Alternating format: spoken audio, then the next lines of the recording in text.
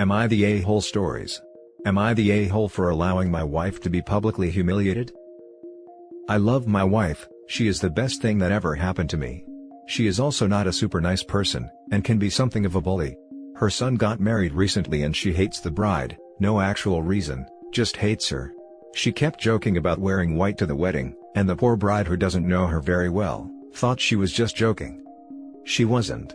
She wore a floor-length white lace gown to the wedding, just to be a witch. I told my wife that this was a terrible idea, and that she was making herself look crazy, but she would not be reasoned with. When the bride saw her, she teared up a little. This is after a lot of bad blood between them. During the reception, my stepson bribed his wife's nephews. One distracted my wife. She loves kids, so got up to play with him, and the other one put the chocolate frosting off of a cupcake on her seat. Honestly, I didn't say anything, because I told her ahead of time that she was going to deserve whatever she got. She didn't notice for hours until my stepson said something before he left. Somehow, she isn't mad at him, isn't mad at the kids, but is furious with me and says that I should have told her, and I am supposed to be on her side. I thought this drama was over, but my stepson posted a picture of his wife on social media this morning, and the crap-looking stain is pretty clear in the background, so my wife is mad at me again. Now for the top comments. Dude.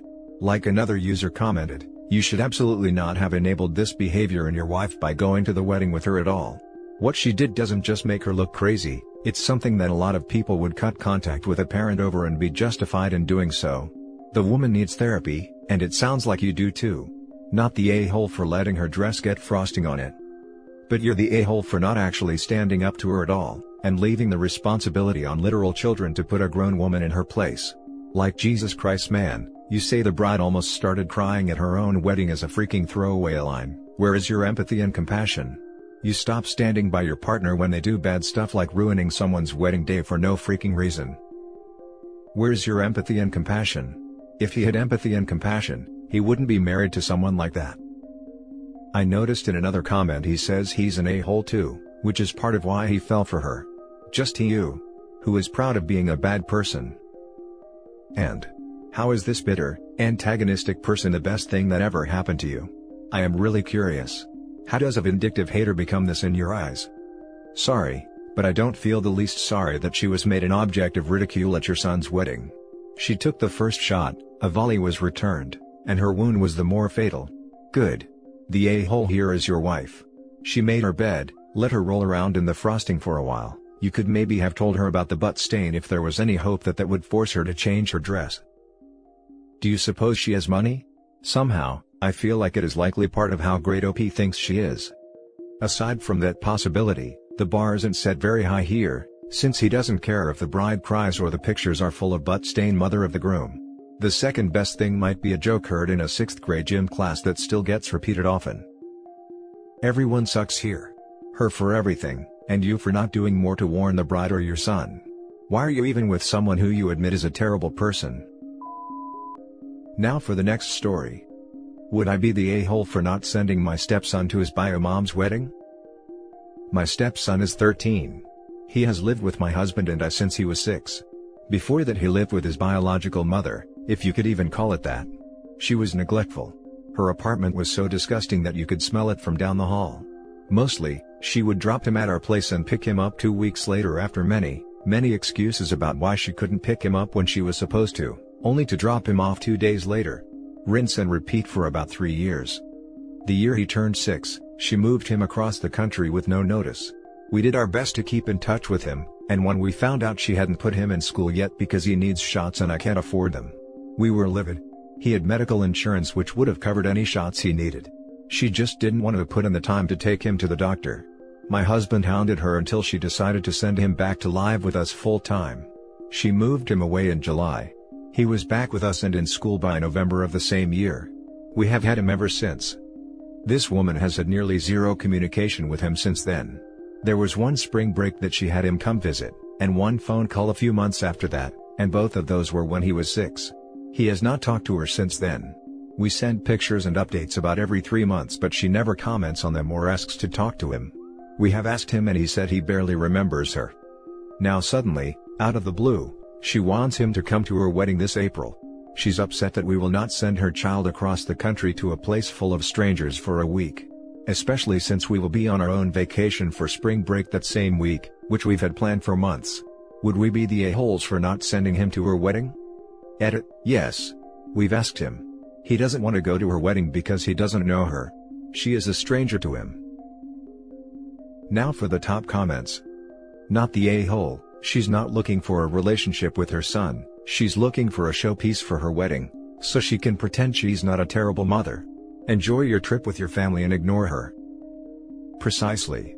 Sending him would not be healthy, nor would it make him happy, quite the opposite. Not the a-hole, and please stick to your guns about not sending him. Not the a-hole. She just wants to show him off. Go on your family vacation and ignore her. Which is exactly what she'll do to her son for the week he's there, apart from a few photos on her wedding day. He doesn't even want to go, so it's a moot point anyways. He's old enough to decide for himself. I wouldn't want to spend a week with a bunch of strangers. Not the a-hole. She's looking for a wedding centerpiece, not a relationship with her kid.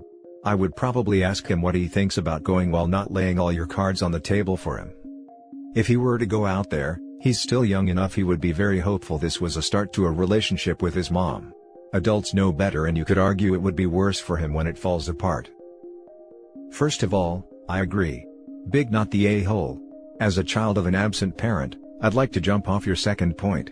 From a young age, I knew that I didn't want anything to do with the parent who did not acknowledge me. It's a sentiment that I have shared with every other person I've known in the same situation. I think it's a bit of a misconception that kids are eager for the love of a parent they don't remember.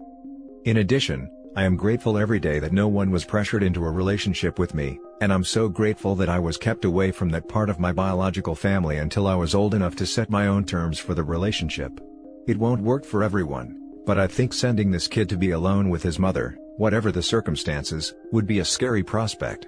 Considering she has been neglectful in the past just makes it all the more risky for his emotional and physical health.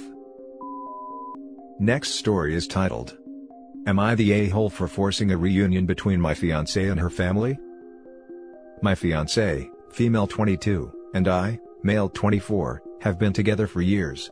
We got engaged after we found out that we were expecting a baby boy. My fiancée isn't on good terms with her family, especially her mom. I should mention that at 17, my fiancée was pregnant, but her mom and everybody in the family wasn't approving of her having it. They kept pressuring her to have a termination, then give up the baby for adoption. My fiancée ended up having a stillbirth. A few months later, she moved out of the house, and that's when we met. She cut contact with her family and her mom. No one came to our engagement party because my fiancée didn't allow them, although they tried to make amends.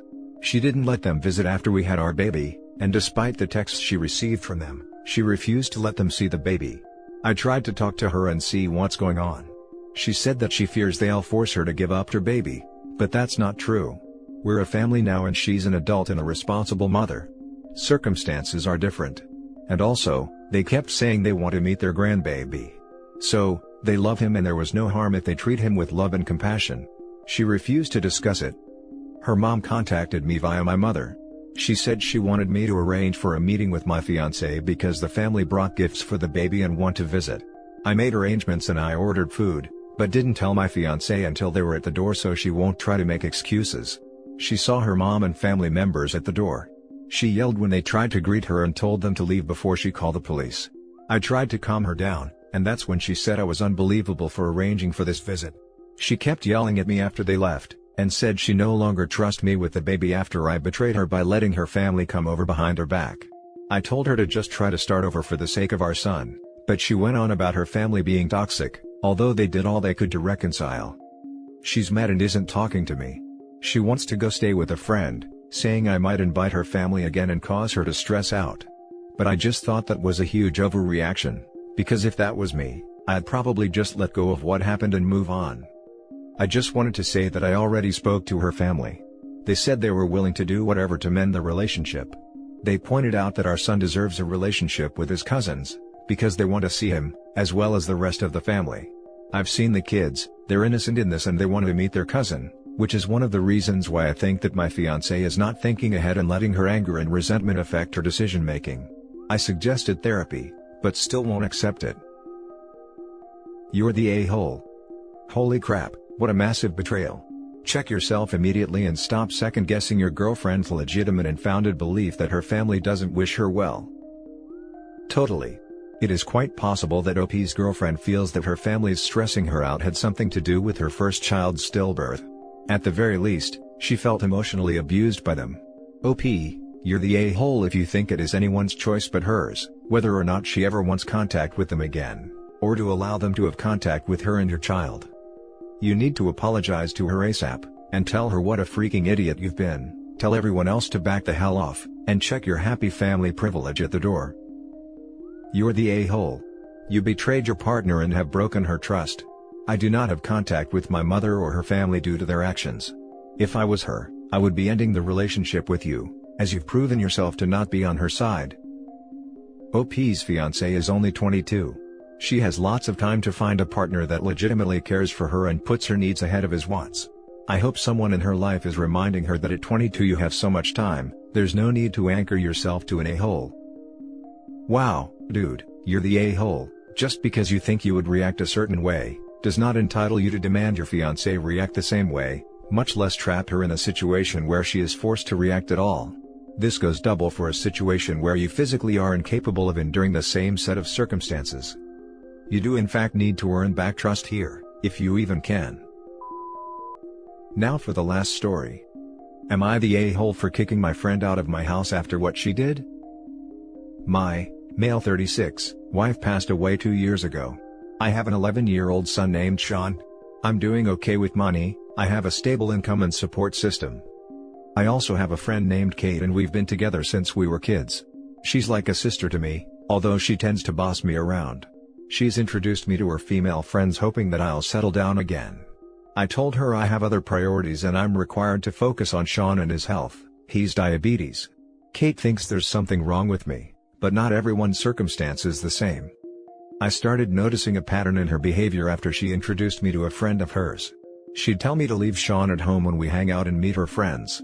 She'd tell me to take down any pictures that have my son and wife in it, because ladies will assume that I'm a single dad or still married, and that would limit my chances in dating. I told her to knock it off. And she said that she was just looking out for my social life, saying I'm ruining it and exhausting myself. I stopped talking to her for days. Then I decided to let it go. She's been insisting on bringing her friend to visit me with other friends. I agreed to have them as guests. Kate suggested I take Sean to stay with a relative since it'll be adult dinner, but I refused. He was comfortable in his home and didn't want to go. Kate was at my place before her friends arrived. I checked on Sean and told him to tell me if he needed anything before he went to sleep. At 12:30 while I was sitting and just starting to chat with Kate's friend while Kate kept blinking at me with a smirk on her face, I got a text message from Sean telling me he wanted to use the bathroom, but the door handle was stuck and he couldn't open the door. I went upstairs to check and Kate followed me. I found that the door was actually locked. I was confused. I asked Sean, and he said he didn't lock it. I started looking for the key. That's when Kate quietly handed it to me saying she took it. I was stunned. I opened the door for Sean and I asked her why she locked the door. She said that lied to her friend about me not having kids and didn't want her to see Sean. She said it was no big deal since he was sleeping, but I was furious. I started yelling at her as she kept shushing me. Everyone started leaving after I yelled at Kate, and cussed her out for doing this. She blew up after her friend left, and said I was an idiot because most people don't mention kids until after months into dating. And that I didn't deserve her help to move on when she thought I was a decent, sane person. I called her stupid and told her to get out of my house. She told me to wallow in my misery and left. Then her friends kept blaming me for making a scene and treating Kate like that, especially since she cooked dinner and helped a lot. Now for the comments. What the actual hell? Not the a-hole, and you won't find anyone saying otherwise. Who locks a kid inside a room? And behind their parents' back too? You need to cut off Kate completely. She doesn't understand, no, wants you to pretend your son doesn't exist and is spewing off lies about dating etiquette. You absolutely need to disclose if you have children or not from the beginning. She told me to wallow in my misery and left. No friend says that. She's the miserable one. Focus on yourself and your kid and do whatever is best and comfortable for both of you. Not the a-hole. The fact that a friend locked your son in his room cause they lied about you having a son, is straight BS. That's not a friend, and obviously you aren't the kind of person to hide your son, for any reason at all. That just proves how selfish and inconsiderate that friend is. Once you're ready to date, you will. And when you do, it'll be with someone worth you and your son. Point blank period. Not the a-hole. She basically wanted you to pull a bait and switch on any prospective partners, and we all know that's an a-hole thing to do. These girls are supposed to be friends of hers too, lol. I can't imagine how that worked out in her head. Not the a-hole. I'm sorry for your loss. What Kate did is inexcusable. She literally locked your child in their room in their own home in a bid for control. Absolutely not.